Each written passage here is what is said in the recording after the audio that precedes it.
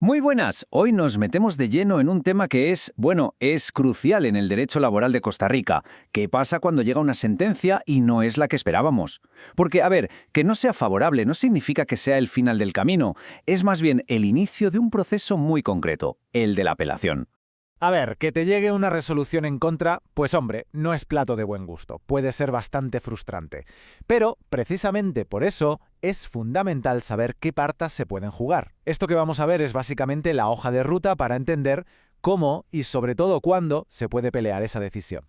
Vale, este va a ser nuestro recorrido. Lo hemos dividido en 5 etapas clave. Primero, veremos qué significa eso de desafiar una sentencia.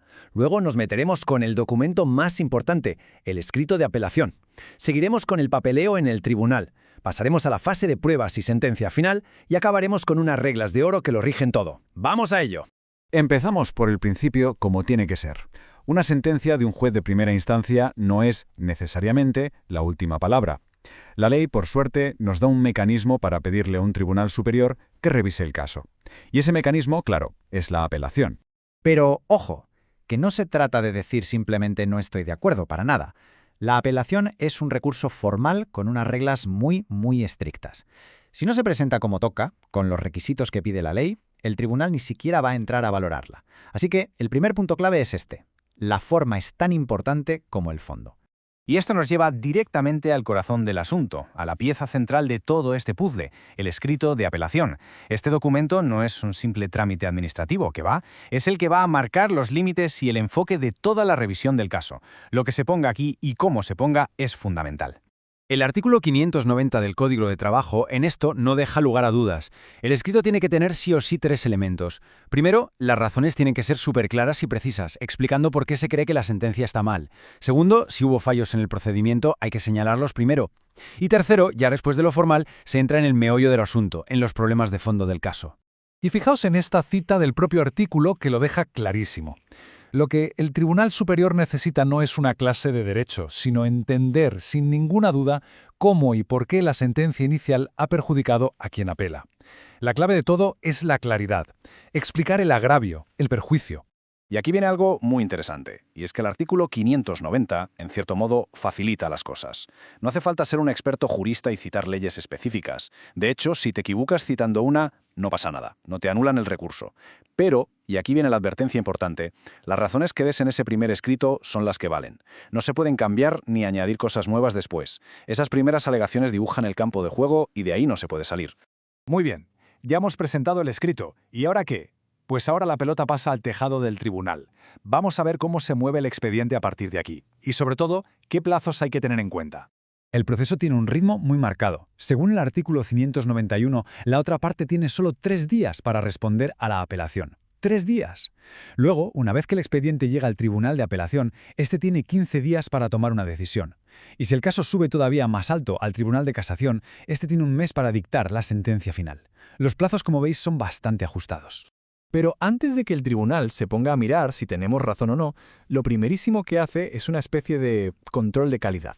Según el artículo 592, su primera tarea es ver si el recurso se presentó a tiempo y cumpliendo todos los requisitos formales, y también aprovecha para revisar si hay algún error gordo en el proceso que pudiera anularlo todo. Venga, que llegamos ya a la recta final, al momento en que se decide todo. ¿Qué ocurre con las pruebas en esta fase? ¿Y qué tipos de decisiones puede tomar el Tribunal Superior? A ver, que quede esto muy claro. La apelación no es un segundo juicio, no es una oportunidad para empezar de cero. El artículo 594 es súper estricto. En casación solo se admite una prueba nueva si es un documento o algo técnico, y además si el tribunal piensa que podría cambiar por completo el resultado. O sea que es una puerta muy estrecha. Y cuando el Tribunal Superior anula la sentencia, puede hacerlo de 2 maneras muy distintas, según el artículo 595.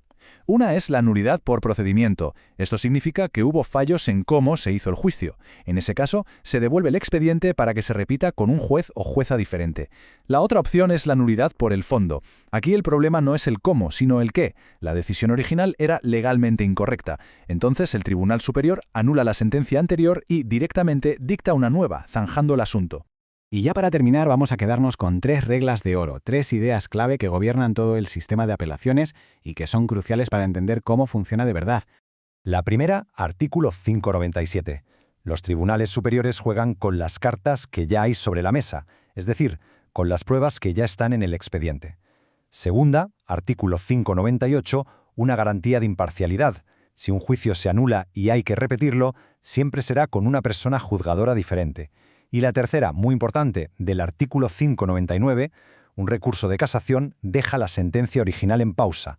No se puede ejecutar nada hasta que el Tribunal Superior se pronuncie. Y después de todo este recorrido, llega la decisión final del Tribunal de Apelación o de Casación. La pregunta del millón es, ¿y después de esto qué? ¿Qué camino queda? ¿Cuál es el siguiente paso? Pues la respuesta es este número que vemos. Un 0. Rotundo. El artículo 599 no puede ser más claro. Contra lo que resuelva el Tribunal de Apelación o el de Casación, no cabe ningún recurso más. Es el final del trayecto. La decisión es firme. Y esto nos deja con una última reflexión. Sabiendo que el proceso tiene un final definitivo, que no hay más oportunidades en las instancias superiores, ¿cómo cambia esto la estrategia al preparar esa primera y crucial apelación?